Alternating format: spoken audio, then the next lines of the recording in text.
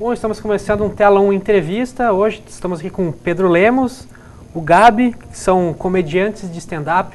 Vamos conversar sobre stand-up, sobre humor, sobre essa profissão de comediante. Bom, a primeira pergunta que eu quero fazer para vocês é o que é stand-up? Sim, mas não explicar para mim, explicar para o cara que assiste Zorra Total, Praça é Nossa e que nunca viu um show de stand-up.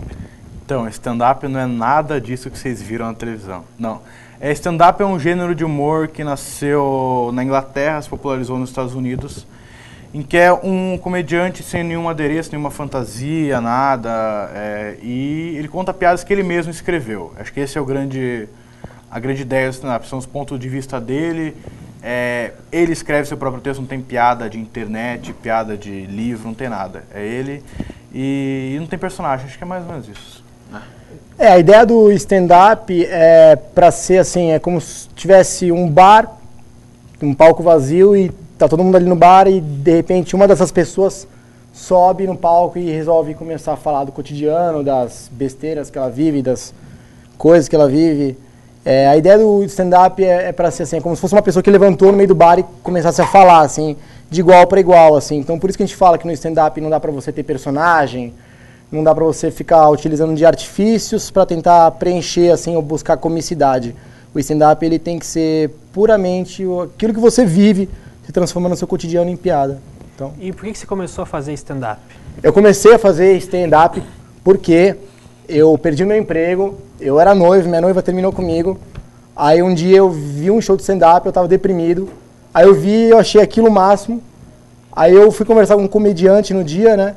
Explicar pra ele que eu gostei, que aquilo animou meu dia. Ele falou, pô, mas me conta por que você não tá legal. Aí eu comecei a contar histórias da minha vida e ele falou, cara, tenta transformar isso em piada. Foi o Luiz Paixão que fez isso, um comediante amigo nosso, Luiz Paixão. Grande abraço. Falou, negão. E você, Pedro? Por que você começou? Eu comecei porque eu não gosto muito dessa história, não é tão boa quanto do Gabi. Eu assisti o CQC, daí eu falei, puta, até legal, hoje não é muito não. Mas era legal, eu vi e falei, puta, eu vou dar uma procurada no YouTube, ver o que tem, que eu assisti meio no meio, assim, estreou em fevereiro, fui ver tipo uns 3 meses depois. Eu fui dar uma procurada e tal, deixei o stand-up do Rafinha Bastos, eu falei, putz, cara, é isso.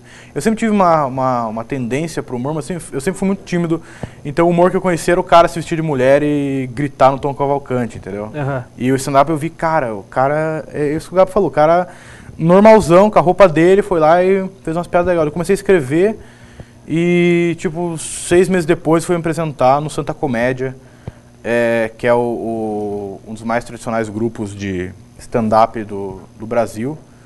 E eu me apresentei como open mic, que é quando os comediantes lá do show dão um espaço de 3 a 5 minutos. Qualquer um pode fazer open mic? Qualquer um. Só chegar lá ou você tem que mandar um texto antes? Não, quando eu comecei, em 2008, era um negócio mais assim, você tinha que mandar um texto, o cara aprovava o texto e daí marcava uma data para você fazer. Mas hoje em dia, se você chegar lá e falar, tem um texto e tal, eu quero fazer, não digo que você vai fazer naquele dia, mas os caras marcam sem necessariamente ver o texto. Mas é bom que você tenha um texto de qualidade para não ser... sei lá, Não passar vergonha. Não passar vergonha. Uhum. Mas qualquer um pode fazer, até recomendo. E você estudou jornalismo, né? Qual Sim. que é a relação do stand-up com o jornalismo? Tem alguma relação? Cara, não sei não, hein? Você se comunica com as pessoas? Pode ser. O jornalismo, talvez o jornalismo a gente fala da verdade e o stand-up a gente tem que fazer as coisas parecerem verdade. Talvez é isso. As piadas não tem nada de verdade ali nas piadas? Não, nada não, mas não é a obrigatoriedade da verdade. É a sua verdade. É algo que você acha engraçado. Porque antigamente, tipo, 2, 3 anos atrás, 4 ou 5 anos, tinha um negócio que o stand-up tinha que ser... Era só verdade, você tinha que ter vivido aquilo para fazer piada. E eu comecei a falar, cara, isso é meio idiotice. Você pode inventar histórias desde que elas sejam críveis, né? Você não vai inventar que você foi lá pro Alasca, passou 10 meses lá, entendeu? Mas pode ser um negócio que você poderia ter vivido aquilo. Entendeu? E você, Gabi, você disse que foi demitido. Que emprego que era? Eu sou de Santos, né? E Santos é conhecido pelo Porto, o café acho que é o segundo porto que mais exporta café no mundo. E eu trabalhava como classificador, eu fazia classificação internacional de café. E aí eu tinha um relacionamento e aí eu terminou o relacionamento, eu fiquei perturbado e deprimido. E o cara que prova café, o cara não pode estar com a cabeça zoada, né, a cabeça fora do lugar, assim, que aquilo atrapalha as suas propriedades de degustação. E aí eu acabei perdendo o emprego e na hora, assim, pareceu o fim do mundo, assim, uma coisa que você aprende na vida que às vezes não é o fim do mundo, é só o fim daquele mundo. É o recomeço. Então, aí começou, aí eu vi o show de stand-up e eu gostei, aí uma semana depois eu procurei me informar, eu fiz um workshop, que é uma coisa que tem acontecido muito também aqui no Brasil. Muitos comediantes profissionais, eles têm começado a dar workshops sobre stand-up, que são, reúne o profissional, né, que é o professor ali, o comediante, e outras pessoas que também estão atuando no meio, e elas vão e trocam experiências. Não é um curso que não te ensina, é um workshop onde as pessoas trocam experiências, e a partir daí eu comecei a me apresentar, conhecer outros comediantes, comecei a me relacionar em São Paulo, comecei a fazer muito show em São Paulo. Meu foco principal é São Paulo. Você é de São Paulo, né? Não é de Curitiba, né? Eu sou de Santos, mas como é a proximidade, né? Falo que Santos é a praia de São Paulo, né? O Jardim. Então eu moro naquele jardim. E hoje você vive de stand-up?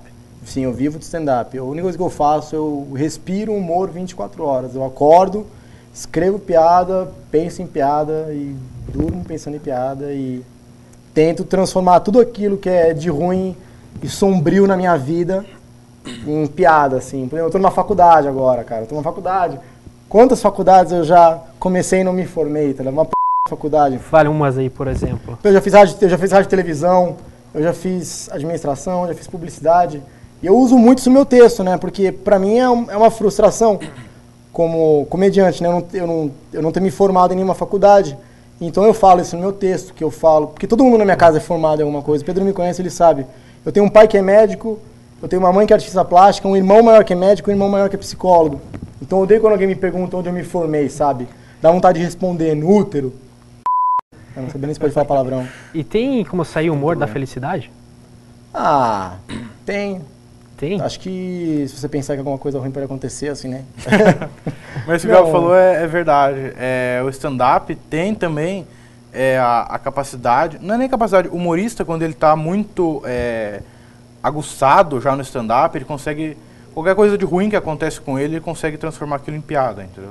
Não que ele seja a pessoa mais alegre do mundo, mas acho que ele consegue expurgar um pouco daquele mal através da piada.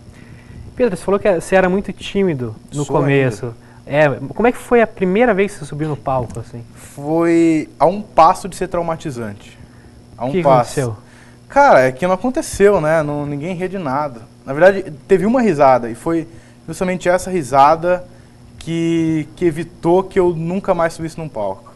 Se acha que tivesse sido um desastre total, que ninguém tivesse rido, acho que eu nunca mais teria subido num palco. Mas teve uma risada e falei... Deu uma esperança. Alguma coisa tá certa aí, mas foi bem ruim. E tem uma história que dizem que o Ratinho tava na plateia. Nesse dia? Mas eu acho que é mentira, mas tudo bem. E você, Gabi, como é que foi a primeira vez que você subiu no palco?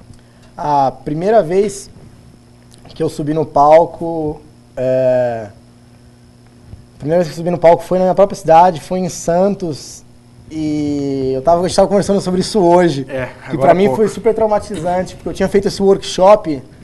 E as pessoas, elas manipulam, às vezes, as informações. Eu fui fazer a abertura de um show, aí tinha um palhaço no show, né? Um palhaço mesmo, um palhaço animador de festa. Aí ele tava lá no show e ele foi me apresentar. Aí ele falou assim, agora eu vou trazer pra vocês aqui um cara que fez curso pra ser comediante.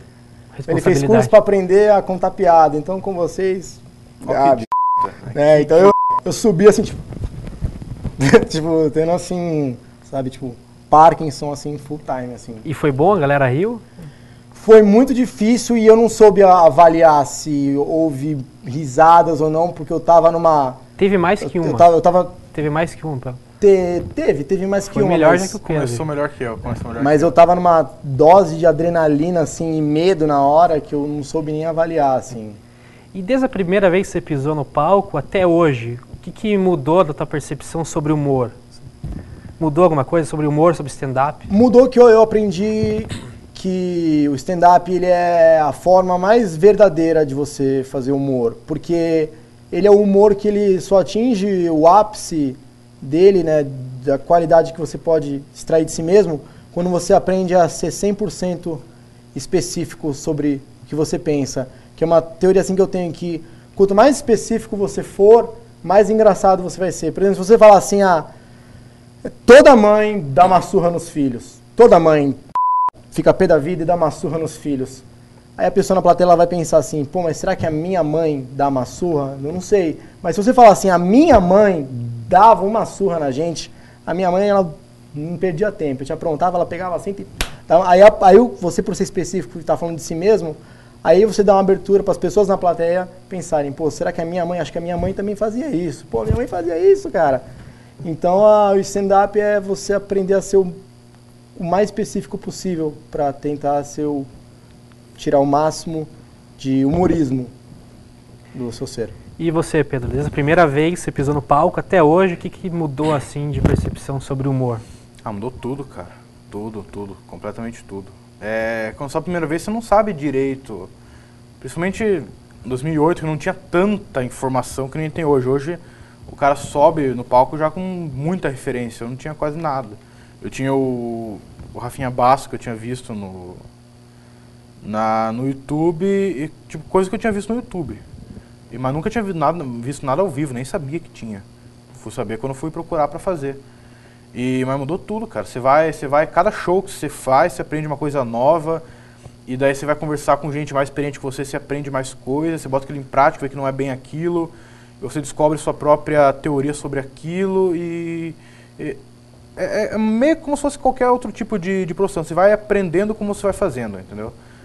Você aprende muito com a experiência tua e dos outros comediantes. Então, acho que o cara que tem 5 anos de carreira, responder que ele pensa igual quando ele pensava quando ele subiu para primeiras de palco, o cara não aproveitou em nada a carreira dele. E você sempre foi engraçado? Tipo, o cara engraçado da sala? Não, nunca. Nunca? Nunca. Eu comecei a ser depois do stand-up. Mas nem era tanto. Eu era muito fracassado, assim, no colégio, muito demais. Porque eu sempre fui muito tímido. Então, eu era, tipo... Uma vez ou outra eu acertava uma piadinha na roda dos amigos. E aquilo me motivava muito. Putz, isso aí é muito legal, eu ficava muito feliz. Mas era uma vez no ano, assim. E como que você aprendeu a ser engraçado? Eu acho que é alguma coisa que tinha dentro de mim, realmente. Já tinha, né? Eu acho que você pode estudar anos, mas você não aprende a ser engraçado. Você pode aprender uma técnica que... você pode ter um pensamento, colocar o pensamento naquela técnica e aquilo pode ser um pouco melhor, mas você não vai aprender a ser engraçado. Acho que você realmente nasce com isso e nasce com esse talento e vai aprimorando, lógico. Você pode aprimorar seu talento, mas um cara que não tem talento para ser engraçado, ele nunca vai chegar a ser engraçado. Entendi. Você concorda com ele, Gabi? Eu concordo porque eu inclusive, eu não acredito no pensamento assim que, fulano é muito engraçado. Ele tem que ser um comediante. Não, é um pior pensamento, assim. Eu acredito que os comediantes, eles vêm de lugares, assim, muito sombrios, assim, sabe? Verdade.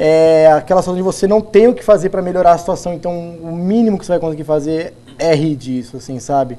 Então, o comediante, ele vai coletando frustrações e qualquer coisa, assim, incômodos ao longo do dia, e vai pegando aquilo e vai colocando, assim, vai pegando como se fosse bala, assim, colocando na arma, assim, beleza, vou guardar pra de noite. Hoje à noite vai ter um homicídio em massa, só que esse homicídio são várias risadas, né, que a gente fala. Então, eu não acredito assim, você tem que ser um cara engraçado, você tem que ser um cara que você sabe, que você acredita naquilo que você pensa e você tá pronto pra exteriorizar aquilo da maneira mais verdadeira possível e você tá disposto a não recuar, mesmo que não riem. Bom, esse foi o primeiro bloco da entrevista com o Gabi, com o Pedro, comediante stand-up, e daqui a pouco tem mais.